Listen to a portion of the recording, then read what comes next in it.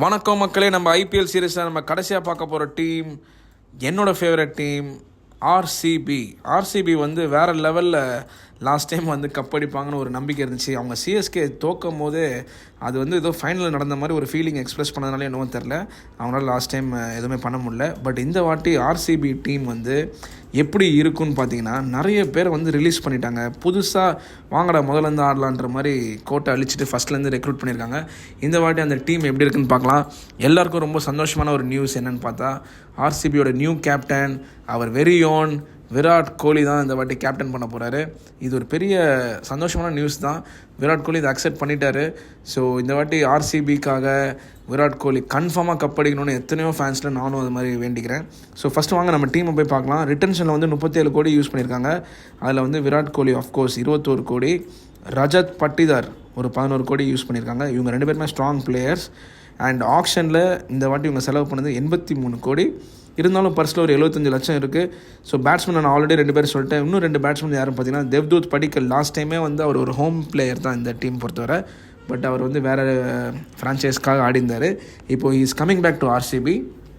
ஷிகாரான்னு சொல்லிட்டு ஒரு Indian யங்ஸ்டருக்கு chance கொடுத்துருக்காங்க.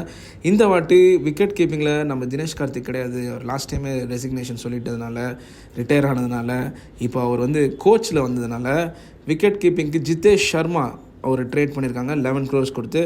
இப்போது பாருங்கள், ஒரு வெயிட்டான பேட்ஸ்மன்ற மாதிரி ஃபிலிப் சால்ட். லாஸ்ட் டைம் கேகேஆரில் பொழந்து கட்டின ஃபிலிப் சால்ட் வந்து இந்த வாட்டி ஆர்சிபி சூப்பராக வாங்கியிருக்காங்க. அதுவும் கொஞ்சம் பயமாக இருக்குது. இந்த வாட்டி சால்ட்டு உப்பு இருக்கிற மாதிரி ஆடுவாரா இல்லையான்னு நம்மளுக்கு பார்க்கணும். நெக்ஸ்ட்டு ஆல்ரவுண்டர்ஸில் பார்த்தீங்கன்னா, ஸ்வப்னில் சிங் லாஸ்ட் டைம் ஷைனான ஸ்வப்னில் சிங், ஜாக்கப் பெத்தல் சொல்லி இங்கிலாந்துலேருந்து எடுத்துகிறாங்க. நல்ல ஒரு யங்ஸ்டர். ரொமாரியோ ஷெப்பர்ட் ஒரு வெஸ்ட் இண்டியன் பிளேயர்.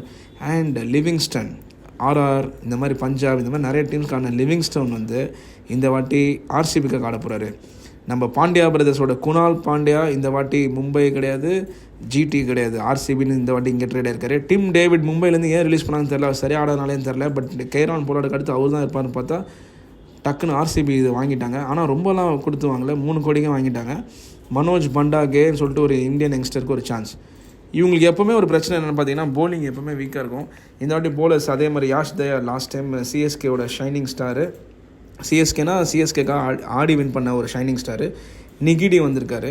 அதே மாதிரி நிறைய யங்ஸ்டர்ஸ் இந்தியன்ஸ்க்கு சான்ஸ் கொடுத்துருக்காங்க. Dar Salam, Suyash Sharma, Nuwan Thushara from Sri Lanka, Rathi from India, Hazlewood இந்த வாட்டி ட்ரேட் பண்ணியிருக்காங்க ஆஸ்திரேலியா 12 கோடி கொடுத்து. அண்ட் நம்ம புவி வந்திருக்காரு, புவனேஸ்வர் குமார் இந்த வாட்டி ஆர்சிபிக்காக ஆட போகிறாரு. ஸோ செம்மையாக இருக்கும். அபிநந்தன் சிங் வந்து ஒரு 30 lakhsக்கு ட்ரேட் பண்ணியிருக்காங்க. அவர் வந்து ஒரு இந்தியன் யங்ஸ்டர். ஸோ போலிங் வந்து ஓகே தான். பட் இந்த வாட்டி பேட்டிங்கு மற்றபடி டீமோட பேலன்ஸ்லாம் பார்த்தா செம்மையாக இருக்குது. பாவங்க விராட் கோலின்ற மாதிரி இருக்குது. இந்த வாட்டியாவது விராட் கோலி கப் அடிப்பார் நம்புவோம். என்ன மாதிரி ஆர்சிபி ஃபேன்ஸ்க்கு இது ஒரு பெரிய சேலஞ்சாக தான் இருக்கும் போது ரொம்ப எதிர்பார்ப்பு இருக்குது. All the best RCB. Thank you guys. அடுத்த ஐபிஎல் ரிலேட்டட் நியூஸை வேறு ஆங்கிளில் நம்ம பார்ப்போம். Take care.